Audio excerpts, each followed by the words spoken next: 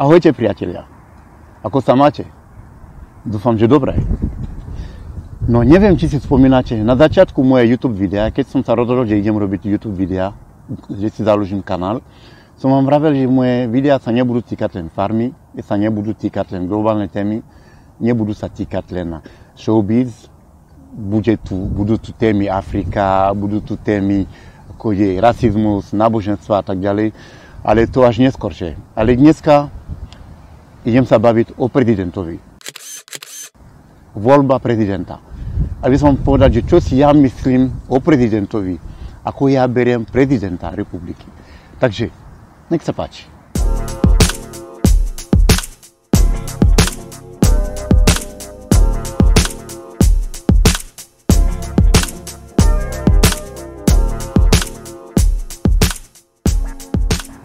Dobrý deň, pán prezident.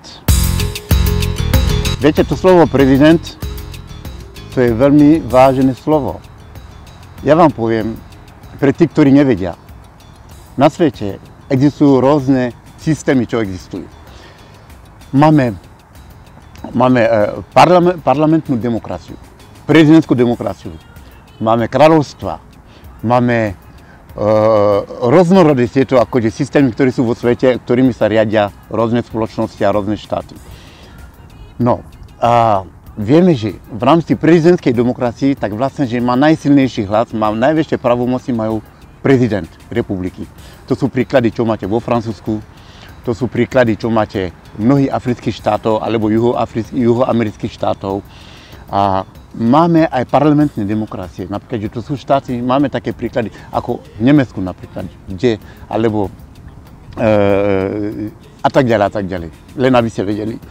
Takže my na Slovensku zdá sa, že máme parlamentnú demokraciu. To znamená vlastne, že väčšina rozhodne parlament o tom, aké budú zákony tu platiť a vlastne, že ako sa budeme tu chovať a jak sa máme správať a tak ďalej, jednoducho. A to vďaka tomu, že vlastne, že mali sme tu v minulosti pán premiér Mečiar a pán bývalý prezident, nech mu je zem ľahký, Michal Kováč, ktorí sa dostali do sporu a vlastne tým pádom čas tí pravomoci prezidenta prešli na premiéra jednoducho. No a takže na Slovensku síce budeme mať prezidenta a máme prezidenta, ale zďaleka není taký silný, nemá také silné pravomoci vlastne, že aby mohol on sám rozhodovať o tom vlastne, že chodu tohoto štátu. A to vďaka tomu, že čas jeho pravomoci prešli na premiéra. Ale aj napriek tomu, že vlastne, že je to vážená osoba, je to naozaj ústavný činiteľ, ktorý vlastne by sme si mali vážiť a ktorý naozaj má dostojné miesto tu na Slovensku jednoducho. Ja by som vám chcel povedať, že aký ja mám názor na prezidenta.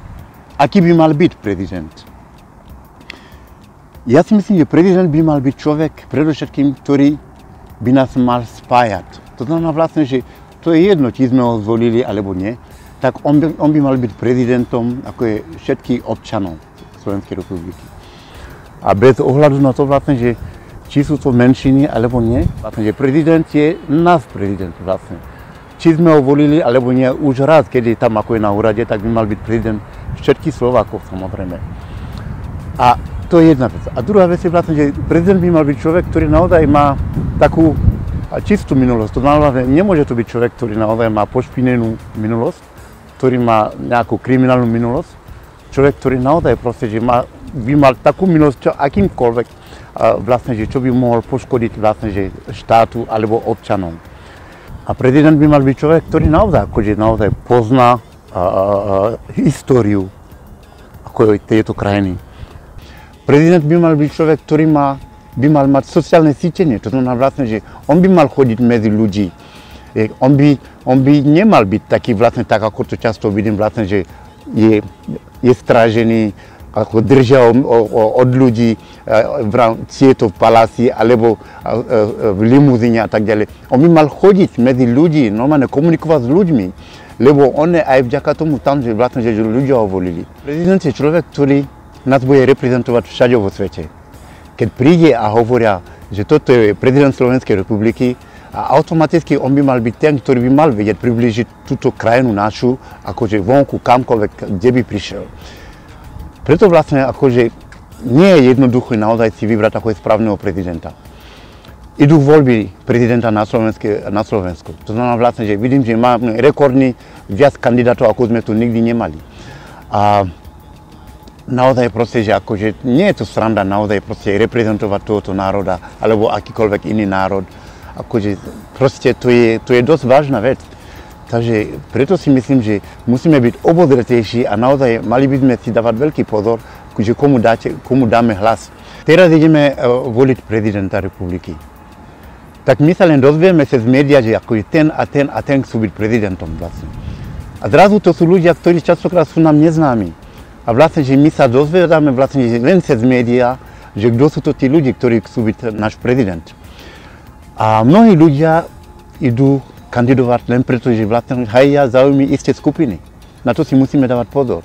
Mnohí ľudia idú kandidovať len preto, že si chcú robiť meno. Mnohí idú kandidovať len preto, že vlastne že chcú naozaj proste ako mať nejaký luxusný život, alebo naozaj ako je ísť kvôli zárobku, samozrejme. A popri tom náš prezident by mal byť človek, ktorý naozaj proste, že je hrdý na tento národ a chce naozaj proste, že ako je reprezentovať naozaj v dobrom, ako je tohoto národa. Tak vlastne, že hovorí sa, že vlastne, že náš kandidát, že sa nedozvedáme o našom kandidátovi v médiách. Že my si to len šuškáme medzi sebou, že toto je náš kandidát.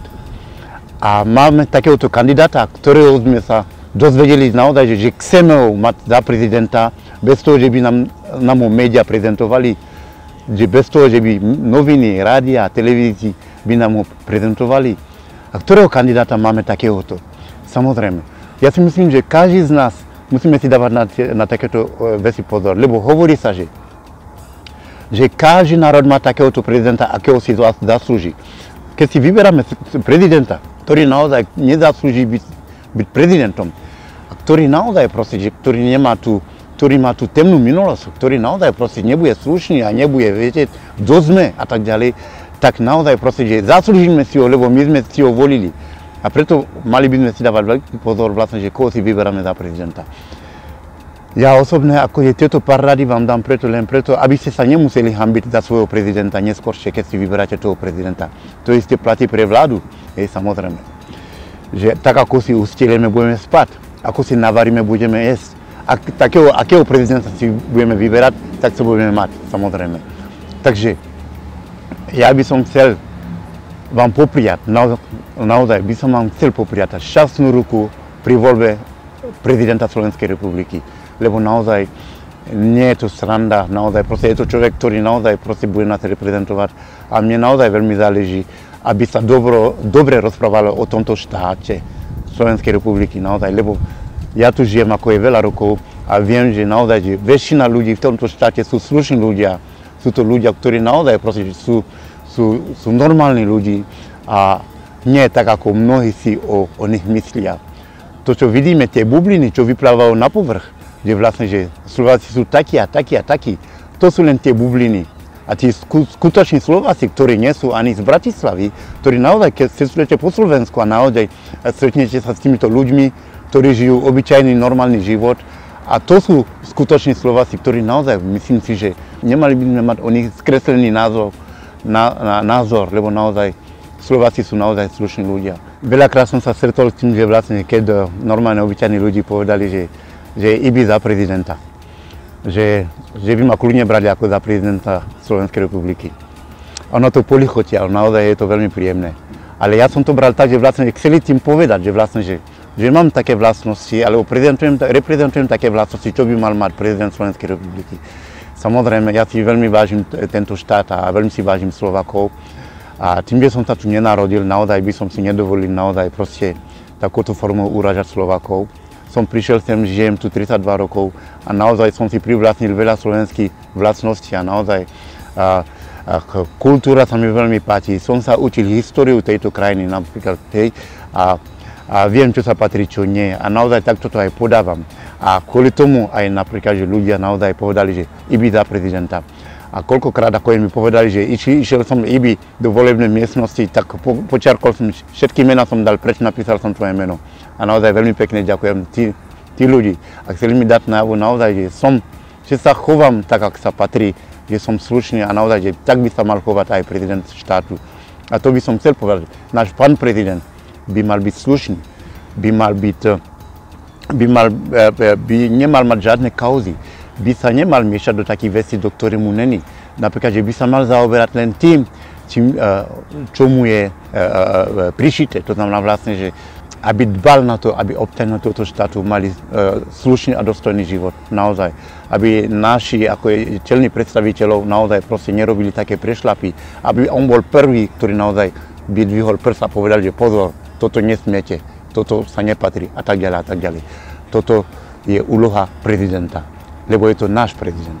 Takže ja aspoň toľko, čo ma napadlo, čo som vám chcel povedať o pánovi prezidentovi a držím vám palce, aby ste si vybrali naozaj slušného prezidenta, aby ste nenaličili mnohým ľuďom, ktorí nie sú vašimi prezidentmi, ktorí kandidujú, ktorí napríklad sú tam, sú dosadení ľudia, ktorí naozaj idú hajiť záujmy iné skupiny, iní ľudia, lebo len vlastné záujmy.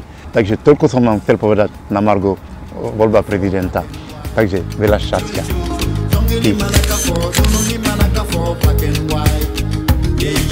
Black and white.